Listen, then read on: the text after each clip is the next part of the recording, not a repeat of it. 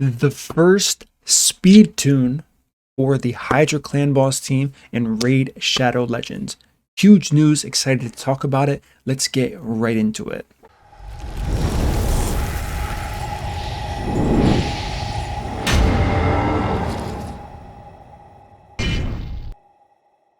Alright guys, so as we just went over, this is going to be a speed tune for anyone using Inquisitor Shamael, making everyone's life so much easier. I've seen people asking constantly, what stats am I using here? What stats am I using there? I've compiled something that's going to answer all of those questions for all of you here, so let's dig and dive straight into this now. So I'm going to be sharing this spreadsheet to everybody.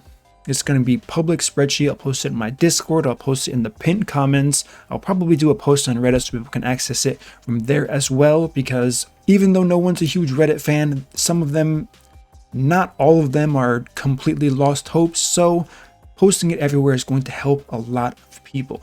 So with that being said, what do I have here? Like I said, a speed tune guide for every single difficulty for the Hydra Clan Boss. Now it's important you don't just skip straight to this guide. You need to hear what I have to say about this, or you're going to be lost and you're going to have some problems. So make sure you're digesting this information, or you're coming back to the video after you've built the team so you understand what you have to do, because it's not as simple as just building the team with the stats I have in front of you here.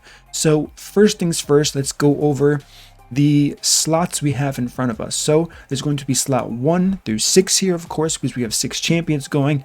First, Inquisitor Shamael. This is all going to be applied to Nightmare while I'm explaining this, but I'm going to talk about the other difficulties in a second because there's a few nuances to those other difficulties.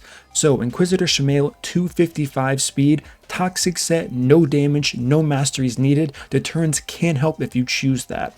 Slot number 2 cannot be resisted. What does this mean? Battle Sage has an attack up buff that's going to, of course, help all of your damage dealers, and it cannot be stripped. Why is that important? I'm going to show you a video because I can explain it. I've explained it before, but people don't really get it. Seeing is a much better guide for a lot of players, so I'm going to show you that bit. Probably after I go over the first 6, then I'll return to the rest of the team comp because it's going to help you guys out a lot. So Battle Sage MVP for this, of course. 256 speed, so 1 speed faster than Inquisitor Shamael. Next, you have your leader champion. 194 speed in regards to Nightmare. Once again, Relentless Gear, a speed up champion that applies to the whole team. Turn meter up is also going to be viable, or a champion who applies turn meter up to just themselves. Number 4 is going to be fill slot number 1. 214 or less speed. This is where you want your debuffer. Why do you want that? Because the order in which you place your champions in a roster means a lot. So let me go back right here. You may think this is random, but nothing about this team is random. Mashold, of course, is leader for a reason. Ray's in spot number 2 for a reason. Perfect example you can see here. If you look at my team and Strika's team here, if Strika had Ray in the 2nd spot instead of Mashold, he probably would have 1-keyed in just 1 Torment Head cycle. So being able to 1-key the top chest with only 1 Torment Head is crazy. So this would have increased his odds of being able to do that significantly here. So why does it matter? Because like I said, the counterattack order is dependent on the order the champions are placed in this team. Why is Krisk where he is? Because Krisk is going to apply his debuffs if he gets hit onto the enemy targets based on when he gets hit. So he's going to apply attack down only for champions like Shamael and Inquisitor, and I couldn't put him up any further just because of the order of this team here. So going back to the spreadsheet once again, fill number 1 is going to be that defense down, or defense down and weaken, or simply just weaken champion for your roster. Number 5 is going to be fill 2. This is 190 speed to 170 with an asterisk here. 170 is the speed I used. It worked. I'm listing it as the lowest possible speed because I have not tested anything below this. So if this doesn't work, simply move up your champions on Nightmare difficulty only to that spot. This is for the decreased speed champion, and you can run without decreased speed. I'm going to go over that in a second because I gave people options for that as well. Number 6, your pure damage champion. You can be 170 speed or all the way down to 142 speed, which is insane to consider for the hardest content in the game. Is it possible because of all of this counterattacking? Of course, but the fact that it works is brilliant, brilliant, brilliant. So once again, 142 is the lowest I used and it worked. You can go lower, but do it at your own risk because I cannot confirm or deny if it's going to mess up your run at all. So that's going to be that. Now what I want to do is I want to show you why these speeds are a thing and the purpose overall for me using it. So let's go to the run where I did on stream, where I put up this 61, or was it 61 or 67 million key here. So this is what your typical opener is supposed to be like. So as we can see, Battle Sage is going to be fastest here, so she applies the attack up buff. Then you want to A1 the Torment Head once. Okay, so I got a counterattack. I'm showing you this for a specific reason. If you get any counterattacks in your opener, you have to restart the battle or it's not going to work. This is one form of RNG that's going to be added. The good news is you can restart as soon as the battle starts and you're not waiting 5 minutes into the run for bad RNG, 10 minutes in. It's an instant thing.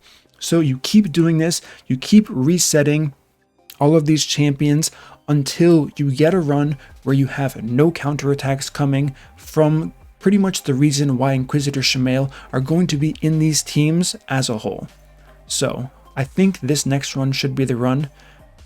Let's see. Once again, we're going to start with Battle Sage's attack up here. We're going to do that first, attack up.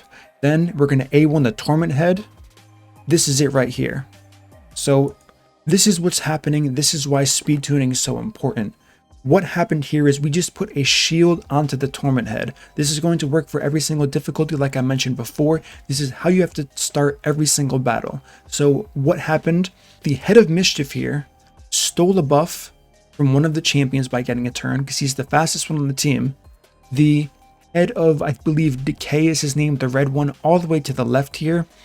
Then applied a shield on the champion with the lowest health. So since we're only A1ing the Head of Torment here, and it's really easy to not guarantee a counterattack proc if you're using Inquisitor Shamael, that's why he's always second. If you try to A1 with any other champion, it's going to guarantee Inquisitor Shamael's counterattacks onto the boss, boosting the leader's turn meter. That's why the leader's turn meter is also important.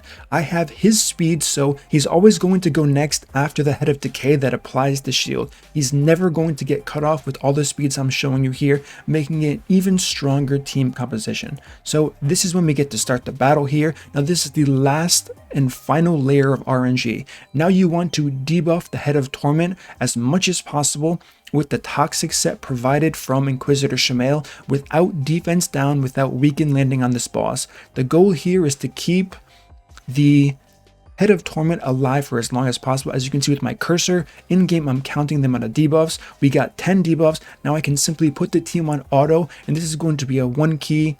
Easy for me, easy for a lot of other players on the difficulties they're doing. So shout out to Freezer06. He was in Twitch chat at the time. Thankfully this popped up so I remembered here. He helped me figure out a lot of things as far as turn meter for the lead champion here because that was a pain. Of course, Inquisitor Shamael boosts the turn meter by 15%. You would think it's as easy as just subtracting 30 since the speed is 200. That's not the case. 15% does not go straight to what's it called? Speed. There's no conversion there because you have to take and consider the turn meter of everyone in the entire match here. So huge shout out to Freezer06. He helped me out a ton here. Even though it wasn't perfect, I had to tweak it a bit. One thing we didn't account for is the Head of Mischief also stealing the turn meter of someone on my team. So that was an additional tick that wasn't accounted for. But this is how you're going to start off every single run for every single difficulty. If you really want to min-max everything, and this speed tune that I'm showing you with this spreadsheet is going to do that. So now that we went over that, let's talk about all the difficulties, all of the speeds out and laid out for you.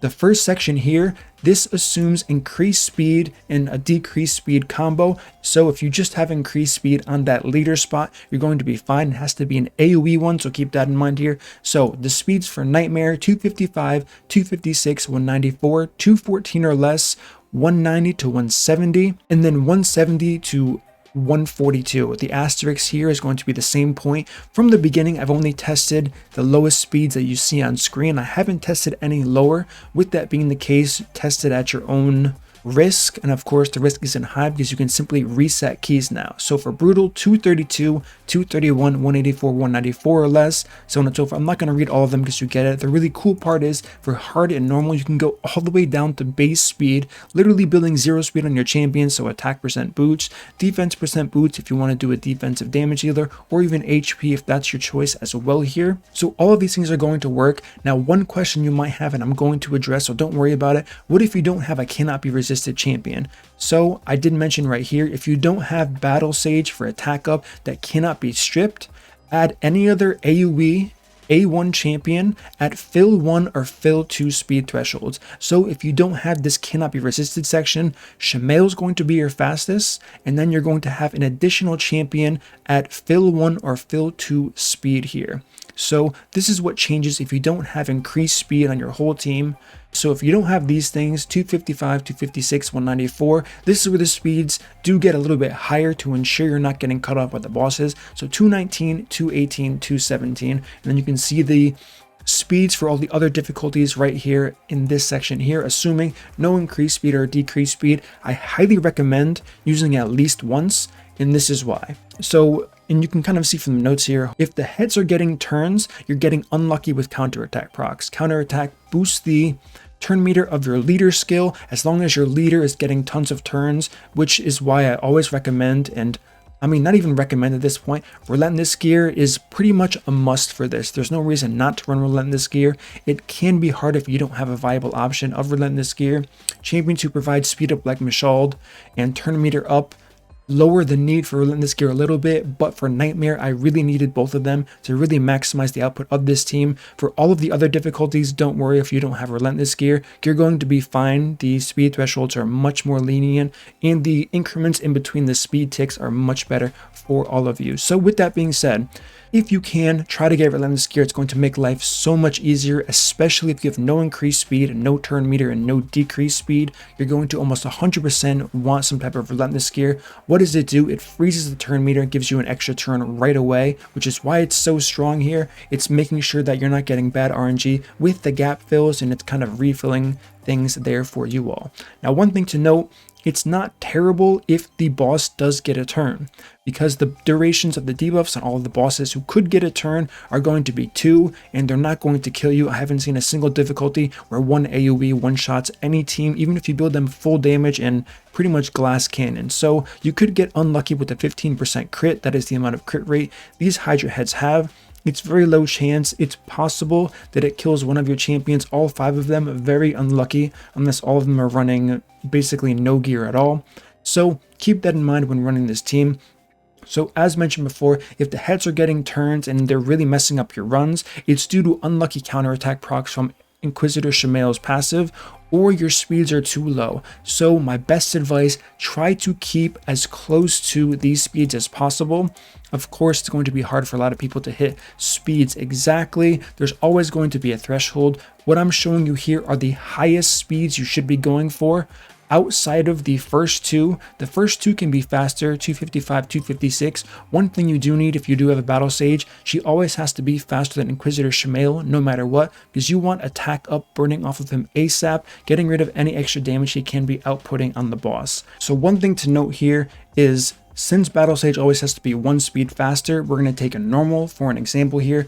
If your normal Inquisitor, it says 211, you can build them at 230 speed if you want to. That's totally fine. But if you have Battle Sage, she has to be 231 or 232, 233, whatever you need to do, but they have to be that fast. Of course, they cannot lap whoever your slowest champion is. That's not going to be the way to go about it. It's more the matter if you have increased speed here. So don't run a champion in normal at 300 speed and have someone else at base speed. They're going to go twice and it's probably going to be a mess. So try to avoid that at all costs.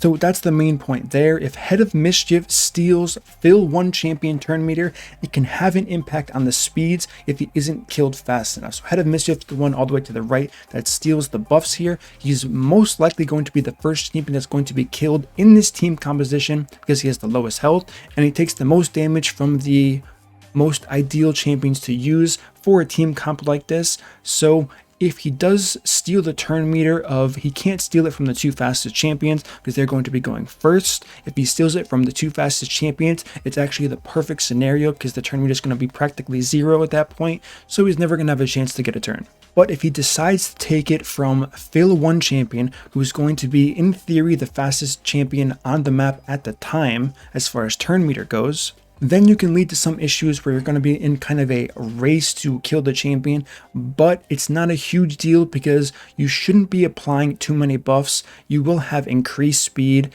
which he would take, increase crit damage if you have someone like Mashald, which he would take and then spread to the rest of the other heads there, and that can definitely cause a cascading effect, making the run fall apart. So if that does happen, you will have to have enough damage to kill it. But like I said, when I say you need enough damage to kill it, I'm talking about you have to kill it in like 16 minutes, 17 minutes. It's nothing crazy like 5 minutes, 6 minutes, or 7 minutes. You definitely have a long time to kill these heads, but it's going to punish champions and teams who don't crit cap all of their champions who have AoE A1s, because if it takes too long, like I said, it can fall apart. So this has been tested and works for Season 1 Hydra rotation by myself and is subject to improvement, which means I can come back on here, find out there's a more efficient way, or maybe someone else says, hey, there's a better way to do one of the tactics and ideas you're doing here. If so, I'm going to instantly update it and you can refer back to the key.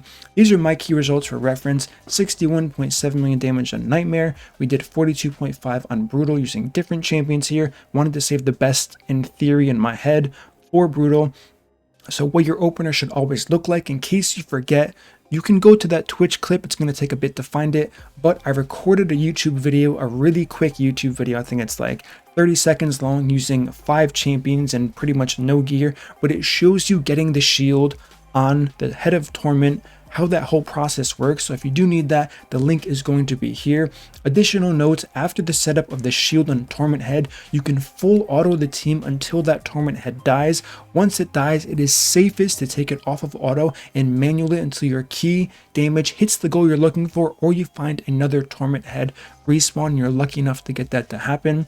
This is only really going to be a case for people who are really close to hitting their 1 key damage and they're not quite there, and they want to push it a little bit further, or for people who really want to push the damage to the next level. Keep in mind, if you do this strategy where you keep going after the Torment head dies, it's probably going to take hours of RNG to get another Torment to spawn. So if you don't want to do that, if you're happy with the extra damage you get from using this strategy in the shield, you're going to be game, set, match. Now, preset AIs, this is going to matter. I almost forgot to add this to the sheet. Thankfully, I remembered to do this. Turn off all non-AoE skills in the preset AI and then save it with the team order we already went over earlier.